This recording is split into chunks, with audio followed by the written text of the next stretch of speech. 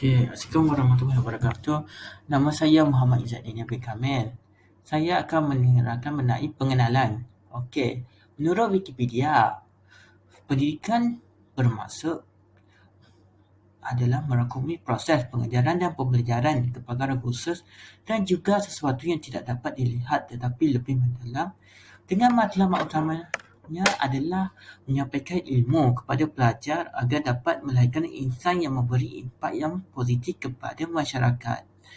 Okey, pendidikan mempunyai dua jenis iaitu formal dan tidak formal. Pendidikan formal adalah seperti institusi pendidikan iaitu sekolah dan universiti.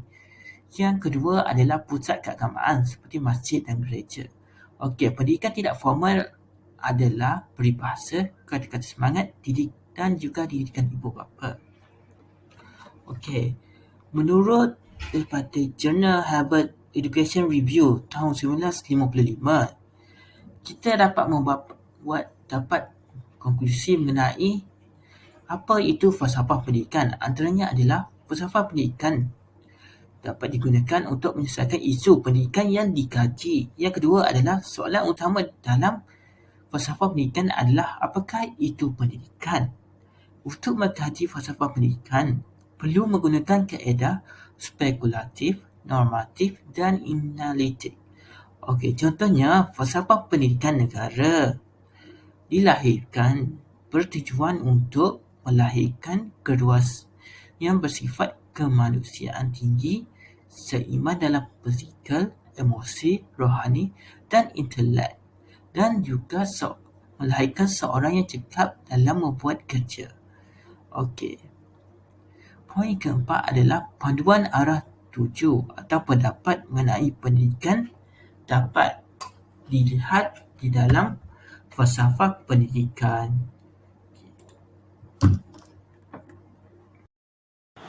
Falsafah pendidikan barat terbagi kepada dua bahagian, iaitu pendidikan tradisional adalah perennialisme dan esensialisme. Pendidikan moden adalah progresivisme, rekonstruktivisme, dan eksistensialisme. Esensialisme, pendidikan esensialisme bersifat fleksibel di mana ia terbuka untuk perubahan, toleran dan tidak terikat dengan doktrin tertentu. Falsafah aliran ini mementingkan pembentukan peribadi dan kurikulumnya disusun dari topik yang mudah kepada yang lebih kompleks. Menekankan kemahiran 3M iaitu menulis, mengira dan membaca. Perennialisme berasaskan daripada falsafah tradisional yang banyak dipengaruhi oleh fahaman idealisme. Mengikut ahli perennialisme, nilai moral dan rasional manusia semakin merosot. Untuk menyelamatkan umat manusia daripada kelenyapan fungsi utama, pendidikan hendaklah mengutamakan perkembangan potensi rasional individu, membantu mencari prinsip mutlak dan memahami dunia yang sebenar. Pendidikan barat moden, progresivisme, pengajaran progresif pula mereka menggunakan pendekatan induktif dalam mencapai matlamat pendidikan. Pendekatan induktif tidak memerlukan teori tetapi memerlukan mereka membentuk penerangan sendiri yang akan menerangkan fenomena yang didedahkan. Pelajar akan diberikan kebebasan secara fizikal dan mental untuk mengembangkan bakat dan kemampuan yang terpendam dalam diri mereka tanpa dikekang oleh rintangan daripada orang lain.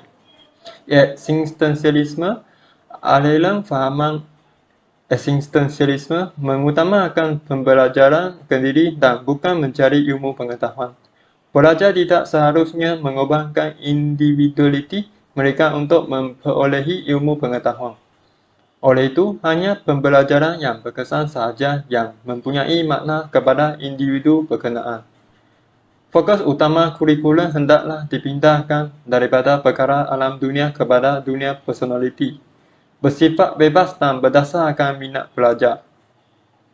Rekonstruksionisme adalah hasil progresivisme. Rekonstruksionisme memberi syuh untuk membaiki dan membina semula masyarakat. Ia melihat penggagasan corak budaya baru serta penghapusan penyakit sosial sebagai tujuan utama pendidikan. Tradisi falsafah barat bermula di Yunani kuno dan falsafah pendidikan bermula dengannya. Tokoh-tokoh sejarah utama mengembangkan pandangan falsafah mengenai pendidikan yang tertanam dalam teori metafizik, epistemologi, etika dan politik mereka yang lebih luas. Pengenalan oleh Socrates mengenai kaedah Sokratik soal siasat memulakan tradisi di mana penakulan dan pencarian alasan yang mungkin membenarkan kepercayaan, pertimbangan dan tindakan adalah tetap. Pertanyaan sedemikian akhirnya menimbulkan pandangan bahawa pendidikan harus mendorong semua pelajar dan orang sejauh mungkin mengejar kehidupan kekal. Pandangan mengenai alasan utama dan pendidikan telah dikongsi oleh kebanyakan tokoh utama dalam sejarah falsafah pendidikan, walaupun terdapat perbezaan yang ketara dalam pandangan falsafah mereka yang lain. Pelajar Socrates, Plato menyokong pandangan itu dan berpendapat bahawa tugas asas pendidikan adalah membantu pelajar menilai akal dan bersikap wajar, yang baginya melibatkan menghargai kebijaksanaan, melebihi kesenangan, kehormatan dan usaha lain yang kurang bernilai. Pelajar Plato, Aristotle, juga mengambil tujuan pendidikan sebagai bukan pertimbangan atau kebijaksanaan yang baik, tetapi dia lebih optimis daripada Plato mengenai kemampuan pelajar biasa untuk mencapainya. Dia juga menekankan pembukaan kebajikan moral dan pengembangan watak. Jean-Jacques Rousseau terkenal menegaskan bahawa pendidikan formal seperti masyarakat itu sendiri pasti merosakkan. Dia berpendapat bahawa pendidikan harus memungkinkan perkembangan semula jadi dan bebas anak-anak, pandangan yang akhirnya membawa kepada gerakan moden yang dikenal sebagai pendidikan terbuka. Assalamualaikum warahmatullahi wabarakatuh. Saya Muhammad Syamil Hakimi bin Hashim dengan metrik A181923 akan meneruskan maksud falsafah pendidikan menurut Islam. Falsafah pendidikan berlandaskan perspektif Islam ialah satu proses memperkembangkan sepenuhnya potensi semula jadi manusia secara berterusan dari segi intelek, akhlak, rohani dan jasmani secara bersepadu dan seimbang bagi membentuk insan bertakwa yang membawa faedah dalam hal ini dunia dan akhirat. Menurut pendapat Syekh Muhammad Nuqaib Al-Attas, Islam masa kini merangkumi dua disiplin yang utama iaitu disiplin agama dan juga disiplin kognitif. Disiplin agama merangkumi ajaran Al-Quran, teologi, metafizik, bahasa Arab dan sastera, manakala disiplin kognitif meliputi nilai kemanusiaan, alam sekitar, sains gunaan dan juga teknologi. Menurut falsafah Islam, konsep falsafah Islam tersendiri ialah falsafah yang berteraskan wahyu iaitu Al-Quran dan As-Sunnah. Apabila seseorang Muslim yang memahami Islam membincangkan falsafah sama ada falsafah hidup, falsafah pendidikan dan sebagainya, perbincangan tidak akan terkeluar daripada prinsip dan matlamat Islam jika wahyu utamanya ialah Al-Quran dan As-Sunnah. Jelaslah bahawa Islam amat menitik beratkan keseimbangan di antara intelek, kognitif dan juga akhlak dalam kalangan umat Islam merupakan sistem terbaik untuk pendidikan. Beliau iaitu Syekh Muhammad Nuqaib Al-Attas turut berpendapat bahawa Islam memfokuskan pembentukan akhlak umat Islam yang berpengetahuan, beriman dan bertakwa kepada Allah SWT. Hal ini amat penting bagi melahirkan generasi yang mampu berfikir ataupun berbakti pada umat dan agama kelak. Jika dibincangkan isu pembelajaran dan pendidikan, semestinya terdapat cara ataupun metod yang betul bagi memastikan proses pembelajaran itu efektif bagi kedua-dua belah pihak iaitu pelajar dan juga pengajar. Menurut pemikiran Ibn Khaldun, beliau menawarkan metod yang bersifat diskusi di mana dalam penyampaian pembelajaran, pendidik bukanlah satu-satunya orang yang berperanan aktif, namun anak didik juga diikut sertakan dalam proses pembelajaran dan juga proses pemecah masalah. Beliau secara terperincinya membahagikan metod pendidikan kepada 3 pokok dasar, iaitu yang pertama, dalam memberikan pengetahuan kepada anak didik. Pendidik perlu memberikan pengetahuan dan penyataan masalah secara umumnya secara menyeluruh. Seterusnya, yang kedua, anak didik yang wajar ikut interaktif dalam memecahkan masalah dan pengetahuan itu bersifat umum tadi dengan bantuan pendidik, di mana pendidik akhir sekali harus memperincikan pengetahuan secara menyeluruh agar anak didik lebih faham dan juga jelas. Maka jika diperhatikan pendidikan menurut Ibn Khaldun, intinya bukanlah semata-mata satu aktiviti di mana satu pihak mendengar, satu pihak lagi bercakap. Namun menurut Ibn Khaldun, pendidikan tidaklah terbatas dengan cara-cara tersebut sahaja. Malah, cara-cara untuk belajar lebih kepada proses manusia menangkap ilmu secara sedar ataupun tidak sedar, menyerap dan menghayati peristiwa-peristiwa yang berlaku di sekitar dan sepanjang zaman. Maka implikasinya di sini boleh kita bahagikan kepada dua, iaitu satu, manifestasi ajaran Islam dan juga penambahbaikan secara generalnya. Menurut falsafah pendidikan ajaran Islam, ia merangkumi manifestasi tarbiyah, iaitu pendidikan, ta'lim, pengajaran, ta'adib, pembentukan adab, dan juga irsyad, bimbingan, dan akhir sekali tabligh, iaitu penyampaian ilmu. Apa yang pasti, ia mestilah bukan bentuk informatif semata-mata, tapi lebih cenderung kepada informatif dan edukatif dengan sistem dan metodologi yang tepat sebagaimana disebutkan dalam definisi di atas. Menurut Profesor Dr. Hassan Lenggulung pada 1997, beliau menyatakan atau membayangkan kepupusan konsep pendidikan Islam yang sebenar, iaitu di mana pendidikan dasar kerajaan atau negara terlalu menekankan aspek kognitif dan psikomotor, iaitu pengajian atau pengetahuan dan skill, lebih daripada pendidikan yang berteraskan penyerapan nilai. Kebimbangan ini adalah serius dalam aplikasi e-learning yang sedang kita hadapi sekarang, kerana ia menghadkan proses efektif yang berlaku kerana limitasi persemukaan, kelonggaran bimbingan yang berorientasikan guru dan juga pelajar. Pentingnya pemikiran falsafah Islam dalam memberi implikasi kepada falsafah pendidikan negara ialah pembentukan matlamat dan hala tuju pendidikan Islam sendiri. Selain itu, pembentukan dan pelaksanaan kurikulum secara umumnya, pendekatan kaedah serta teknik yang betul untuk mengajar, pengurusan dan juga pentadbiran, dan akhir sekali latihan serta tahap profesionalisme guru. Kesemua ini hendaklah diambil kira dan diberi kefokusan kepada ruang lingkup persoalan falsafah, iaitu ketuhanan, insan dan juga alam. Sebagai contoh kecil, merujuk kepada implikasi falsafah Islam terhadap pembentukan kurikulum, maka sudah tentu isi kandungan atau isi ajaran kurikulum sendiri diberi fokus. Dengan kata lain, kurikulum yang digubal dan dibentuk hendaklah ditekankan konsep iman, ketuhanan dan alam agar berjaya mencapai matlamat pendidikan Islam. Baik, seterusnya saya akan menerangkan tentang dua implikasi falsafah Islam dalam pendidikan. Yang pertama, implikasi dari sudut pembentukan matlamat dan juga hala tuju. Pembentukan dan pelaksanaan kurikulum, pendekatan, kaedah dan teknik pengajaran, pengurusan dan pentadbiran dan latihan, serta profesionalisme guru.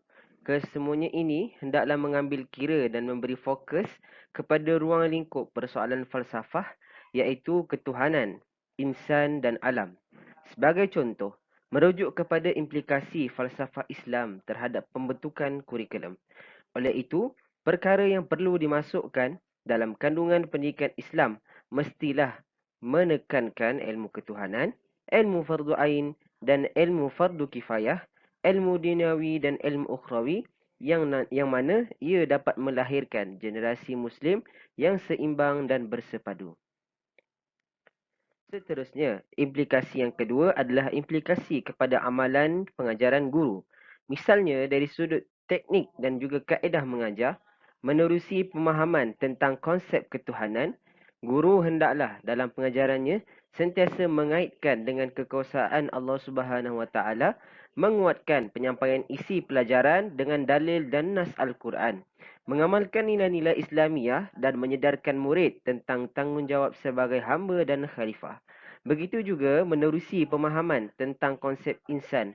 Menurut Islam pula, maka kaedah dan teknik pengajaran guru haruslah antara lain mengambil kira perbezaan potensi individu, memupuk daya intelek yang kreatif dan kritis, mengembangkan potensi murid secara bersepadu dari segi jasmani, emosi, rohani dan intelek.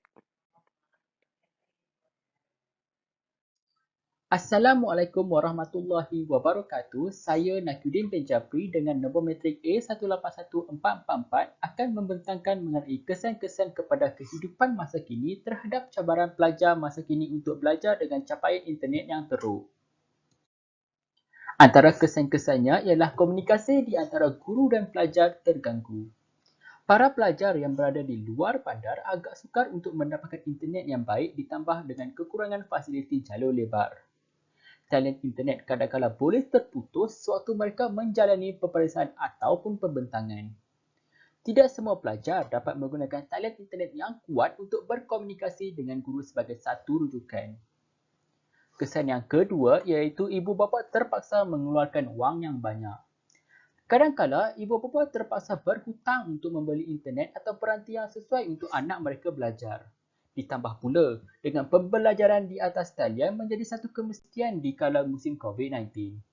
Oleh yang demikian, sebagai ibu bapa, struktur kewangan keluarga perlulah dirancang dengan teliti agar masalah internet tidak menjadi satu bebanan buat keluarga. Kesan yang ketiga iaitu kesan terhadap pengajaran dan pembelajaran secara maya. Hal ini kerana pembelajaran di luar bilik darjah iaitu secara di dalam talian benar-benar memberi cabaran kepada guru sepertinya yang mengajar di kawasan luar bandar. Ini kerana tidak semua murid serta keluarga mereka mempunyai akses internet dan peranti elektronik yang merupakan salah satu halangan terbesar untuk merealisasikan kaedah pembelajaran itu. Selain daripada itu juga, murid yang tidak mempunyai data internet berkemungkinan akan banyak tertinggal berbanding rakan-rakan mereka. Justru untuk meminimumkan kesan ini, guru terpaksa menelefon untuk memberitahu perkara yang berkaitan dengan pelajaran seperti kerja sekolah dan juga penggunaan buku teks. Ada juga sesetengah guru tidak menjalankan kelas di dalam talian tetapi kerja sekolah tetap diberikan melalui aplikasi Telegram ataupun kumpulan WhatsApp. Namun, tidak semua murid ada dalam kumpulan itu. Kesan yang keempat iaitu kesan terhadap psikologi pelajar. Keruntuhan sambungan internet ataupun rangkaian internet yang lemah dapat memutuskan kesinambungan dalam pembelajaran bagi pelajar. Ini boleh menghalang pelajar daripada menghadiri kelas secara berkala dan mempelajari kurikulum mereka. Terdapat juga segelintir pelajar yang berputus asa dalam pelajaran dengan talian internet yang sangat lemah dan perlahan. Sekiranya pelajar tidak dapat mengawal emosi mereka dan tidak mempunyai tahap kesabaran yang tinggi, mereka mungkin mengalami tekanan perasaan kerana banyak kerja yang terbengkalai disebabkan sambungan internet yang lemah. Hal ini ditambah pula dengan desakan daripada guru dan ibu bapa untuk melihat pelajar mendapat keputusan yang cemerlang pada peperiksaan yang bakal ditempuhi. Sekian, terima kasih. Baiklah, yang seterusnya adalah cabaran pembelajaran secara atas talian. Antara cabaran-cabaran yang dihadapi oleh pelajar pada masa kini, yang pertama adalah capaian internet. Pelajar di kawasan pedalaman perlu ke kawasan bandar untuk mengakses kuis maupun peperiksaan. Namun, apa yang merisaukan para pelajar dan juga keluarga adalah kes COVID di kawasan bandar lebih tinggi jika dibandingkan kes COVID di kawasan pedalaman. Dan yang kedua, kos yang tinggi. Gadget dan juga pelan internet mempunyai harga yang berbeza. Sebahagian golongan perlu mengeluarkan kos yang tinggi untuk internet dan juga pemasangan wifi. Dan ada juga sesetengah keluarga yang perlu mengeluarkan belanja yang agak besar untuk membeli gadget bagi setiap anak yang ada dalam isi rumah tersebut bagi memudahkan mereka untuk menjalani proses pembelajaran secara atas talian. Yang ketiga, suasana yang tidak kondusif. Segelintir pelajar mempunyai rumah yang kecil dan juga ruang yang terhad. Selain itu, suasana yang riuh di rumah kadang-kadang mengganggu konsentrasi semasa kelas berlangsung. Seterusnya adalah implikasi pengajaran dan pembelajaran secara atas talian semasa pandemik COVID-19. Yang pertama, keboleh capaian internet. Sesetengah platform memerlukan capaian internet yang kuat seperti Google Meet, Skype, Zoom dan sebagainya. Platform ini lebih sesuai untuk pembelajaran jika dibandingkan dengan WhatsApp, Telegram dan juga Instagram. Namun, platform-platform seperti Meet, Skype dan Zoom memerlukan internet yang lebih kuat dan juga banyak. Dan yang kedua adalah pengurusan emosi. Belajar online merupakan satu rahmat, namun apabila terlalu lama, sedikit sebanyak memberi kesan kepada mental dan juga fizikal para pelajar. Sehingga kan terdapat segelintir para pelajar yang perlukan kepada kaunseling untuk meneruskan pembelajaran secara atas talian. Dan yang ketiga adalah pentaksiran holistik.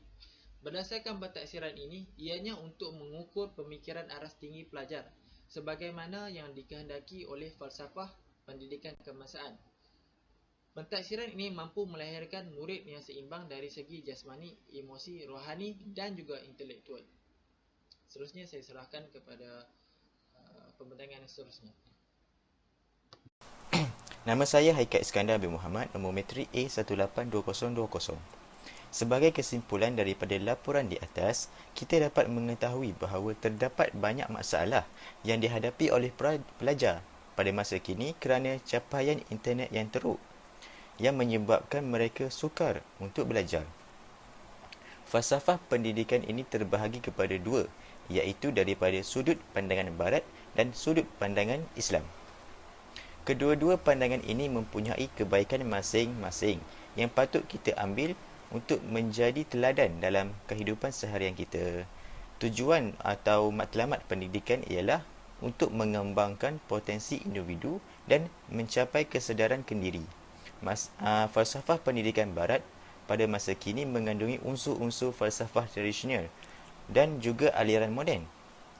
Falsafah pendidikan barat juga menekankan nilai sesuatu ilmu sebagai keperluan untuk membezakan taraf hidup dengan individu yang lain. Taraf individu dengan individu yang lain. Pemikiran atau pandangan ini dihasilkan daripada usaha kajian ahli falsafah dengan cara yang saintifik, sistematik dan logikal. Manakala pendidikan Islam adalah suatu usaha berterusan untuk menyampaikan ilmu, kemahiran dan penghayatan Islam berdasarkan Al-Quran dan As-Sunnah bagi membentuk sikap, kemahiran, kepribadian dan pandangan hidup. Falsafah pendidikan Islam juga merupakan proses yang mendidik dan melatih minda tubuh, roh dan emosi manusia dan membimbing pendidik untuk membentuk pelajar berdasarkan ajaran Islam. Selain itu, kesan yang dialami oleh masyarakat juga pada hari ini adalah capaian internet yang teruk oleh para pelajar dan mereka perlu berfikir dengan lebih realistik bagi mengatasi masalah itu. Kemudian, dengan adanya pendidikan barat dan Islam ini, kita dapat mengambil pelbagai cara dari kedua-dua pandangan ini untuk menyelesaikan masalah tersebut.